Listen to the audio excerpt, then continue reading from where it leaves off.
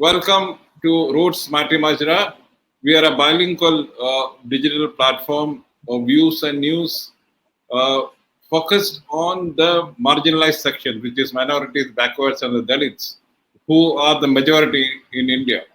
And we have with us a special guest, Sam Pitroda, joining us from Chicago, from his house in Chicago. And with me is Mr. Ramcharan Joshi, who is a senior journalist and a writer. We are today discussing about Indian elections of 2024, which has thrown in very interesting mosaic of political scenario for India. Sam, how do you see this Indian results? Because you participated in it, and then there's a deliberate effort to shut you down, and you went silent because you didn't want to. As usual, you don't want to hurt or the Congress, the party which you represented, and in general the people of India who looks up to you. And how do you see this election result? Because it has thrown a very interesting, result, which also saw the Congress party almost doubling its numbers in parliament, which is very interesting given the scenario of India today. Thank you. Thank you for the opportunity. I come to you as an Indian citizen, well wisher, with very different views at times, partly because of my upbringing, partly because of my living abroad for a long time. So let me take a minute and give little background to set the stage. I am from OBC. I'm a son of a carpenter, blacksmith. My father had fourth grade education. Gujarati, born and raised in Orissa, born during British Raj. And in the early days of independence, there was a lot of excitement in India about freedom, justice, liberty, democracy, diversity. And I grew up in that Gandhian thought, not realizing that it will set my foundation for rest of my life. So I view things little differently because I know India gave me opportunity to get my master's degree in physics at zero cost. India gave me roots, values, parents who were very unique in giving love, comfort, neighborhood where Muslims, Sikh, Marwaris, tribal Oriya people, Gujaratis all lived side by side with great respect, dignity, love, affection. And then I came to America 60 years ago. And I've been going back and forth 10 years during Rajiv Gandhi's time and 10 years during Manmohan Singh time. So I am really coming from that generation which fundamentally believe in the value of democracy. So I think this election was very important because I saw India at crossroads. I saw India going in either direction. One direction was authoritarian, Hindu Rashtra, more focus on religion as opposed to rational, logical mindset, and a party which I thought was more focused on promoting hate, dividing society in many ways. So I was very concerned that if India at this crossroads select a wrong path, then at my age, 82, I would not see the India that I had dreamt of. So I'm happy that people of India spoke loud and clear. People of India have decided that they will not let go of democracy. They will respect constitution. They want rule of law. They don't want dictatorial attitude. And they want to lift people at the bottom of the economic pyramid, whether it's Dalit, minority, poor, OBC, whatever. But I think people of India have spoken very clearly. The key concern I have is how do we listen to that voice? And what do we do? And I still remain very worried. I remain worried because in the past I have seen they manipulate media. They lie. They start attack on you personally. They twist facts and they create misinformation campaign. They did it to me several times. And like you said in your introduction, at some point I felt that it is better to be silent for a few weeks so that they don't allow or use me to change their narrative, which should be more on, or focus, which should be more on unemployment, inflation, security, safety, farmers' issue, women's issue, and spend 24 hours attacking what I said or what I didn't say. So I personally decided it's better to be quiet because no matter what I say, they will go haywire. So you mean to say that the campaign was also kind of toxic, which international media noticed. In fact, I remember Guardian wrote an editorial, on the campaign, criticizing the way it is being done. It is being communalized, given a communal tone. Absolutely. And personally, I do not want my prime minister of a nation of 1.4 billion to speak the way he speaks. It is like some street boy talking. There is no dignity in that conversation. I couldn't see Pandit Nehru talk like that. Pardon me for saying it. Okay, I couldn't see Lal Bahadur Shastri or even Bajpayee talk like that. Okay, it just doesn't look nice for a prime minister of India to really talk like that at that level. I'm hurt. Now you can argue and say that is his privilege. Fine. No matter what I say, you can argue, and I agree to disagree with you. I respect your view, but I have right to express my view. I want my prime minister to have more dignity. There's no need for prime minister to attack individuals. Individuals can do that to prime minister. That is okay because he's a prime minister.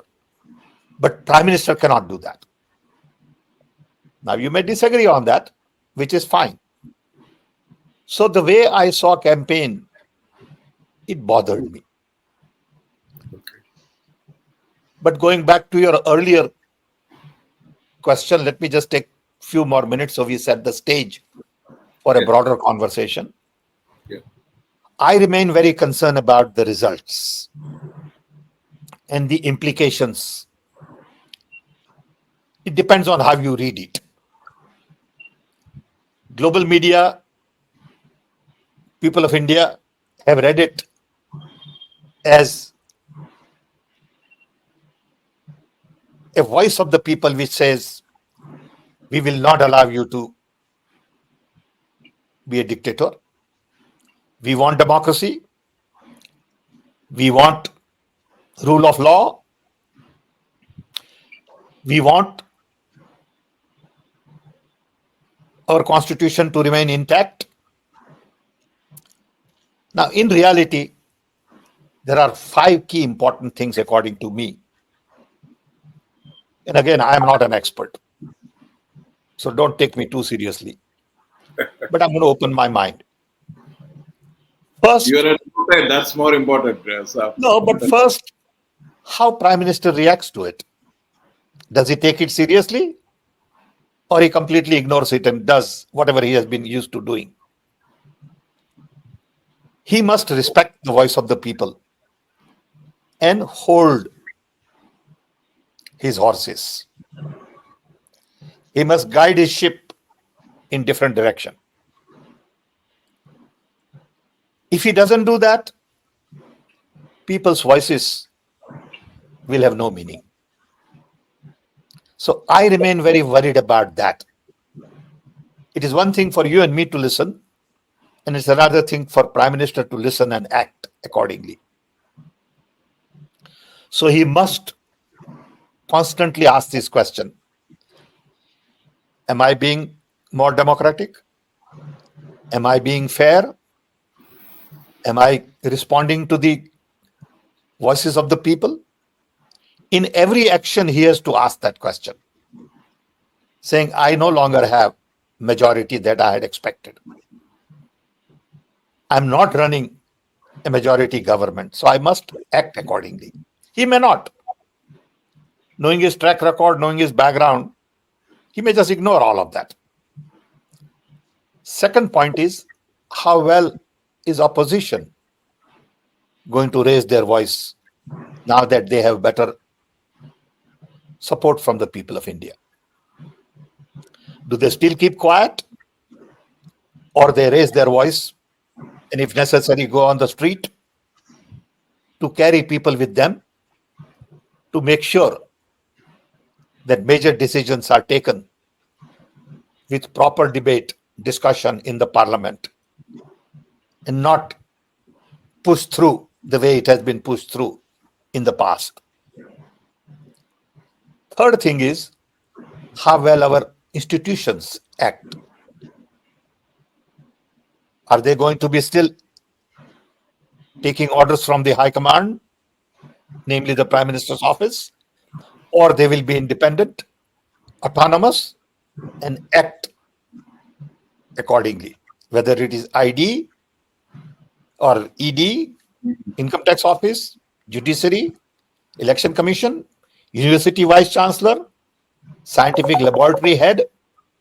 All of these things are going to be important when it comes to institutional autonomy. Because institutions head would say, public mandate, demand that I remain independent. Yes. Fourth thing is how civil society is going to react. Civil society must organize, be very active, whether it is expressing their views on election commission, on EVM, on mass census, on employment, Kisan's issues, women's issues, whatever.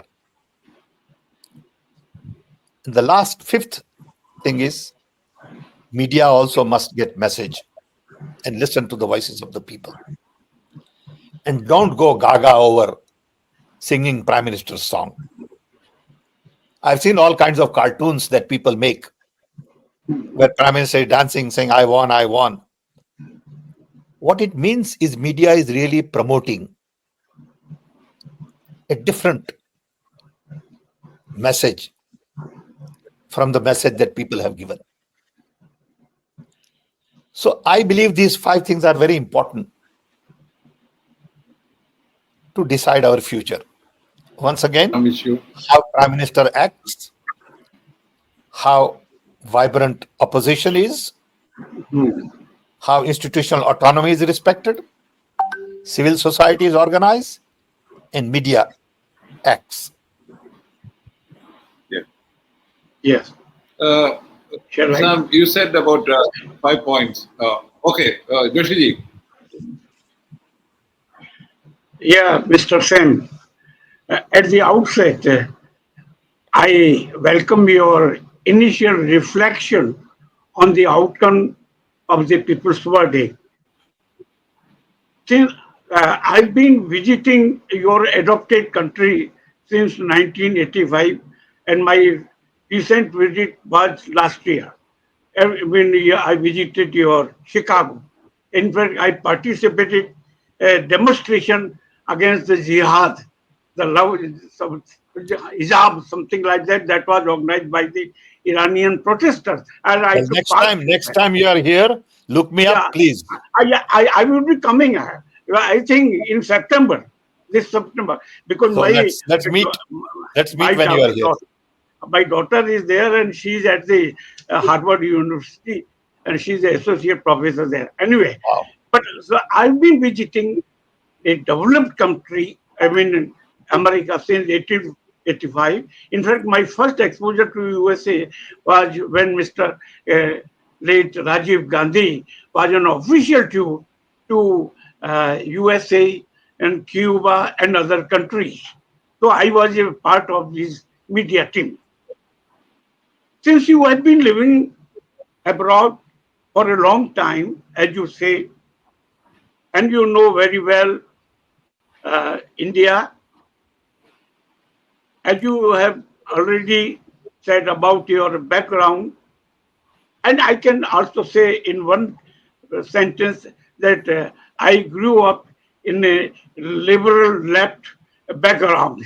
So I generally believe in classes.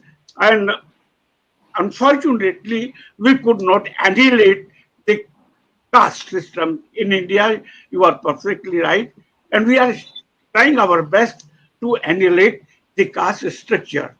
But it is further consolidated in different perspectives. Anyway, I want to know, in this sort of narrative has been created by RSA plus BJP lobby that Modi enjoy immense popularity, love among the NRIs or Indian diaspora.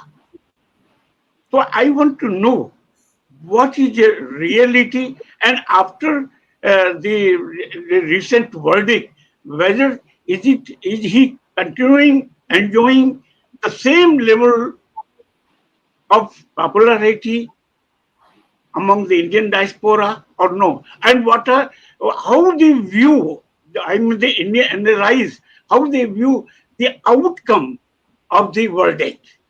So I want to know the latest situation. So please, you throw some light on this thing. First of all, media promotes one narrative. That narrative is based on a lot of the people who are temple goers, people who go to temple in America, Hindu majority, who believe in BJP agenda, which is very vocal. It's a minority, but very vocal minority. And it gets support from media, government, and everybody. But there is another majority, perhaps, which is not very vocal, which is silence. Professionals, doctors, scientists, academicians, journalists, liberal students, they don't buy into this popularity and all. When you look at images of Prime Minister coming to US and buses load of people come in from all kinds of religious organizations, naturally, it looks like Prime Minister is a crowd puller. It all depends on what image you are trying to create. The bottom line is there are people on both sides. When Rahul Gandhi went to, for example, Dubai, there were 35,000 people in the auditorium. Okay. But that doesn't get much publicity because media doesn't show that 24 hours a day. A PM's visit with a crowd will be shown 24 hours a day. So you Yeah. think this is the only news in town. So it all depends which media. I mean, during this election, I believe social media played an important role. Yes, yes. Yeah. That's an important question, Sam. Very I wanted, important role. because the Lot of mainland people. media was denied to the opposition parties by income tax rates, and in fact, Absolutely. there's a deliberate effort to muzzle them, even the Absolutely. ones who wanted to support or give some impartial report. It was muzzled, but And I would even say people like me were basically shut off. yes, Okay. and but the social media was used extensively by opposition to drive home the message, and it seems that that has clicked better than the But I mainline think media. social media companies are also party to it. Believe me. Why My do you say Twitter account hasn't changed for 5 years. Same number. How is that possible? Mm. Okay. I know my YouTube messages are controlled. I know how my social media is manipulated. It's okay. Yeah. I have no issue with it. So, a lot of people like you all in social media, chariots of the world, this young fellow, Dhruv Rathi, that? Yeah. Ravish Kumar, and so many people played an important role because they could bypass the other media, which is, to me, heavily biased, the kind of questions they ask, the kind of interviews they have with the PM. It's just all choreographed. Everything is choreographed. Okay, you look at even the, Ayodhya temple event, completely choreographed, Mm. like a movie. An average person sees that as a great accomplishment. But what do? You have to make your own judgment, and not that you are right all the time. You know, Many people feel that this is a government run by event management more than policies and ground it is arguments. all choreographed. Everything is choreographed. Dress is choreographed. Walk is choreographed. Okay, message is choreographed. But that's the reason PM does not give any interviews. Okay, it is one thing to give interview to four, people you like. Is another thing to be, giving interview to 100 journalists from all walks of life and respond to them. That is a press conference. Giving interview to four people who are sort of uh, coming in and saluting you and touching your feet is not a fair interview, by. Yeah. That's more Good. kind of, social Anyway, group Huh? conversation. Yeah, he yeah, has not.